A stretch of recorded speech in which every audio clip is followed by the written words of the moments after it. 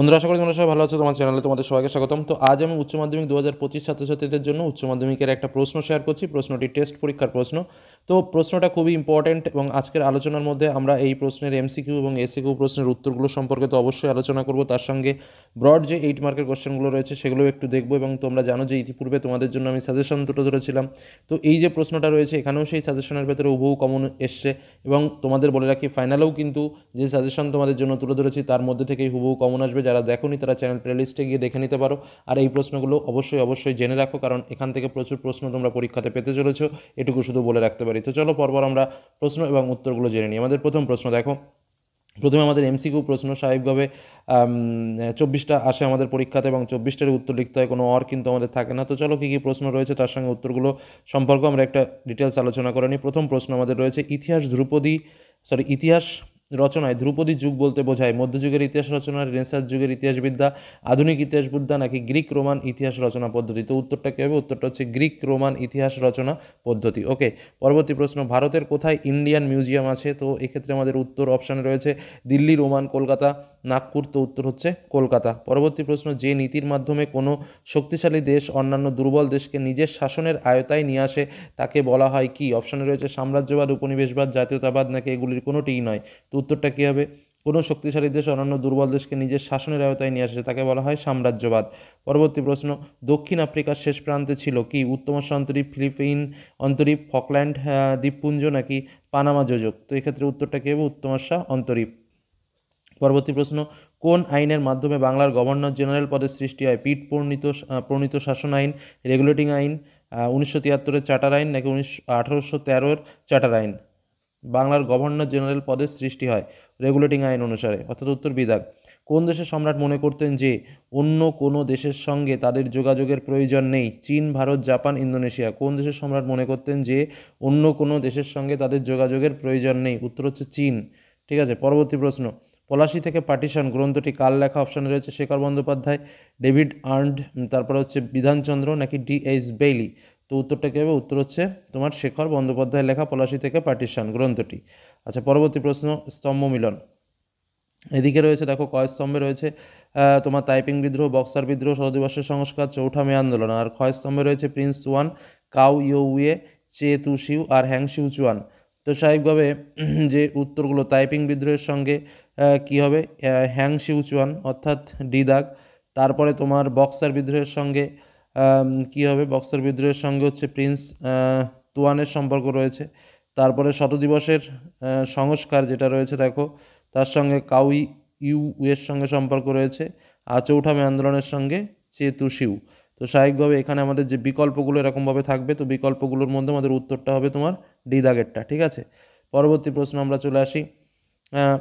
মে 4th আন্দোলন বা 4th মে আন্দোলনের সূচনা হয় ট্রাফালগার স্কোয়াশে, ওয়েলিংটন স্কোয়াশে, তিয়েন আন মিন স্কোয়াশে নাকি রেড স্কোয়াশে? তো উত্তরটা কী হবে? তিয়েন আন মিন স্কোয়াশে, অর্থাৎ উত্তর হচ্ছে সিদাক, তিয়েন আন মিন স্কোয়াশে। ঠিক আছে, পরবর্তী প্রশ্ন, তাইপিং কথাটির অর্থ কি? মহান শান্তি, মহান দান, মহান শক্তি নাকি নরক? তো উত্তরটা কি? মহান শান্তি। পরবর্তী প্রশ্ন, ইংরেজ সরকার প্রবর্তিত যে সংস্কার আইনের মাধ্যমে দ্বৈত শাসন প্রবর্তিত হয় তা হলো 1909-এর সংস্কার আইন, 1919-এর সংস্কার আইন, 1919-এর রাওলাট আইন, 1935-এর ভারত শাসন আইন। প্রশ্নটা কি? ইংরেজ সরকার প্রবর্তিত যে সংস্কার আইনের মাধ্যমে দ্বৈত শাসন প্রবর্তিত হয়, দ্বৈত শাসন হচ্ছে 1919-এর সংস্কার আইন হবে, 1919-এর সংস্কার আইন। ঠিক আছে, পরবর্তী প্রশ্নে চলে আসি। পুনা চুক্তি যে পরিপ্রেক্ষিতে স্বাক্ষরিত হয়েছিল তা হলো পৃথক নির্বাচক মণ্ডলীর স্বীকৃতি, মন্দির প্রবেশ বিষয়ে ইংরেজদের হস্তক্ষেপ, সাম্প্রদায়িক বাটোয়ারা নাকি ইংরেজ কর্তৃক হিন্দু মুসলিম বিভাজন? ঠিক আছে, তো এই ক্ষেত্রে আমাদের উত্তর হচ্ছে সাম্প্রদায়িক বাটোয়ারা, অর্থাৎ সি দাগেরটা। পরবর্তী প্রশ্ন চলে আসি। ইংরেজদের কাছে আয়রন ক্লস লাভ করেন নিজাম, বুদির মহারাজা, মেবারের রানা নাকি এদের কেউ নন? তো স্বাভাবিকভাবে উত্তর হচ্ছে বুদির মহারাজা, তিনি আয়রন ক্লস লাভ করেন। পরবর্তী প্রশ্ন, দ্বিতীয় বিশ্বযুদ্ধে জাপান যোগদান করার পরে ব্রিটিশ সরকার দূত হিসেবে কাকে ভারতে প্রেরণ করেন? অপশন রয়েছে লিনলিথগো, ক্রিপস, আলেকজান্ডার নাকি এদের কারণে? উত্তর হচ্ছে ক্রিপসকে। পরবর্তী প্রশ্ন, ভারতের স্বাধীনতার বিলে সম্মতিসূচক স্বাক্ষর করেন কোন সম্রাট? ষষ্ঠ জর্জ, তৃতীয় জর্জ, সপ্তম হেনরি নাকি পঞ্চম জর্জ? তো এটা কিন্তু তোমরা জানো ষষ্ঠ জর্জ করেছিল। আচ্ছা, ক স্তম্ভের সঙ্গে খ স্তম্ভের মিলন। মাও জেদং, হোচিমিন, ডক্টর সুকর্ণ, আং সান সুকি। আর এদিকে রয়েছে ইন্দোনেশিয়া, বর্মা, চীন এবং ভিয়েতনাম। তো স্বাভাবিকভাবে মাও জেদংয়ের সঙ্গে তোমার উত্তর হচ্ছে চীন আসবে। আচ্ছা, হোচিমিনের সঙ্গে ভিয়েতনাম আসবে। তারপরে তোমার ডক্টর সুকর্ণের সঙ্গে ইন্দোনেশিয়া আসবে। আর আং সান সুকির সঙ্গে বার্মা আসবে। তো এক্ষেত্রে একে ডি, তাই তো একে ডি, সরি একে সি দুয়ে ডি, একে সি দুয়ে ডি দেখো কোথায় আছে, ডি দাগ। তাহলে এক্ষেত্রে আমাদের উত্তর হচ্ছে ডি দাগ। পরবর্তী প্রশ্ন, ঠান্ডা লড়াইয়ের যুগে কোন সংকটে আমেরিকা ও রাশিয়া একমত হয়ে ব্রিটেনের উপর চাপ সৃষ্টি করেছিল? তো অপশানে কী কী রয়েছে? কিউবার ক্ষেপণাস্ত্র সংকট, সুয়েজ সংকট, আর পড়া লাগবে না, উত্তর হচ্ছে সুয়েজ সংকট। পরবর্তী প্রশ্ন, ন্যাটো কবে গঠিত হয়? 1948, 1949, 1945 নাকি 1952? ওটা 1949-এ ন্যাটো গঠিত হয়েছিল। ঠিক আছে, 1949-এ। পরেরটা, পেরেস্ত্রয়কার প্রবর্তক কে ছিলেন? এটা তো একদমই সহজ কোশ্চেন, গর্বাচেভ ছিল। আমি আর পড়লাম না, উত্তর গর্বাচেভ। আধুনিক সালাদিন বলা হয় কাকে? অপশান রয়েছে সাদাতকে, নাসেরকে, আরাফাতকে, সাদামকে। তো উত্তর হচ্ছে কাকে? নাসেরকে। পরবর্তী প্রশ্ন, দক্ষিণ পূর্ব এশিয়ায় কোন দেশে নিয়ন্ত্রিত গণতন্ত্র প্রতিষ্ঠিত হয়েছিল? ইন্দোনেশিয়া, ভিয়েতনাম, পাকিস্তান নাকি লাওস? তো উত্তরটা কী হবে? উত্তরটা হচ্ছে ইন্দোনেশিয়াতে। পরবর্তী প্রশ্ন, দ্বিতীয় পঞ্চবার্ষিকী পরিকল্পনাতে বেশি গুরুত্ব আরোপ করা হয় ভারী শিল্পে, কৃষিতে, পরিবহনে নাকি প্রতিরক্ষা খাতে?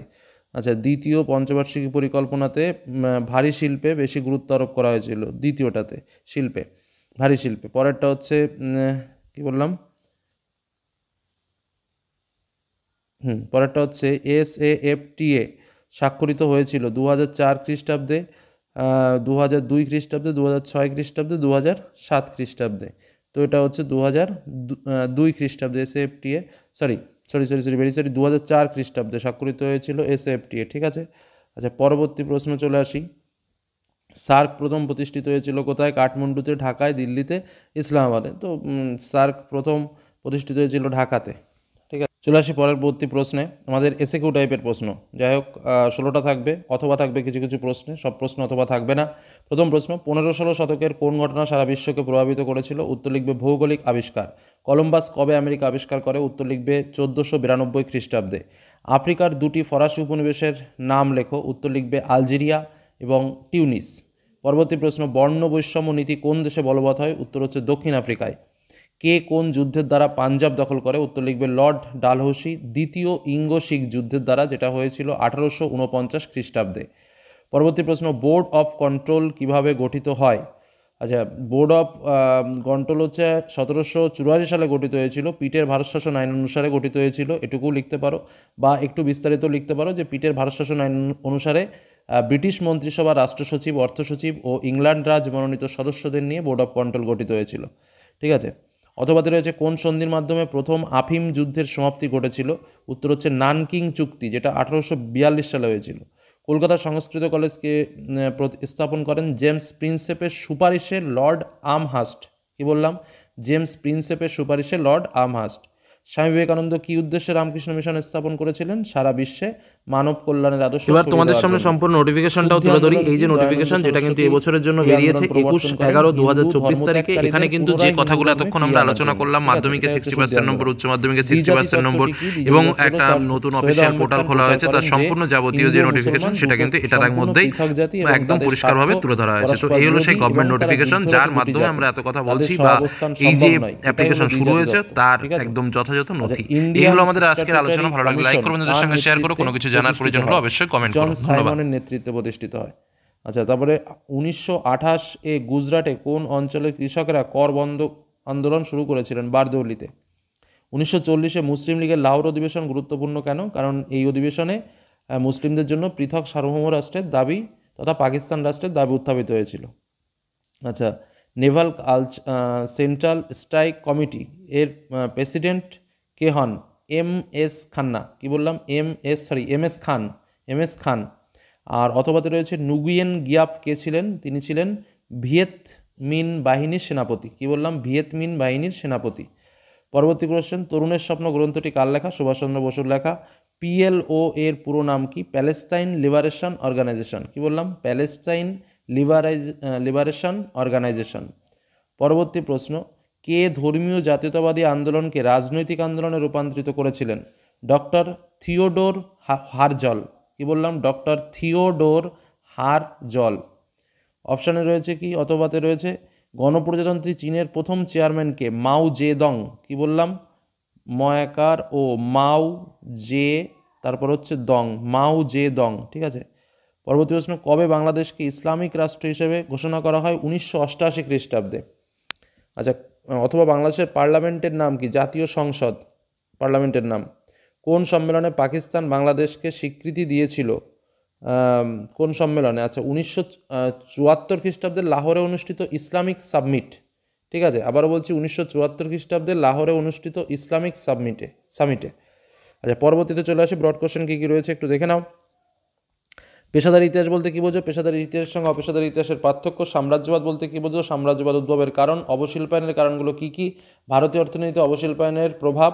চীনের ওপর আরোপিত অসম চুক্তিগুলো কী কী আলোচনা করো। অথবা মন্টেগু সেমসফোর্ড আইনের বৈশিষ্ট্য ও ত্রুটি। সমাজ শিক্ষা সংস্কারে রাজা রামমোহন রায়ের ভূমিকা। সুয়েজ সংকটের কারণ ও ফলাফল বিস্তারিতভাবে আলোচনা করো। জোট নিরপেক্ষ আন্দোলনের মূল্যায়ন করো। অথবা 1950 এর দশকে আন্তর্জাতিক রাজনীতিতে কমিউনিস্ট চীনের প্রভাব আলোচনা করো। এবং আরও একটা কোশ্চেন, যেটা হচ্ছে উপনিবেশিকরণ বলতে কী বোঝো? এর সামাজিক রাজনৈতিক ও অর্থনৈতিক ব্যাখ্যা করো।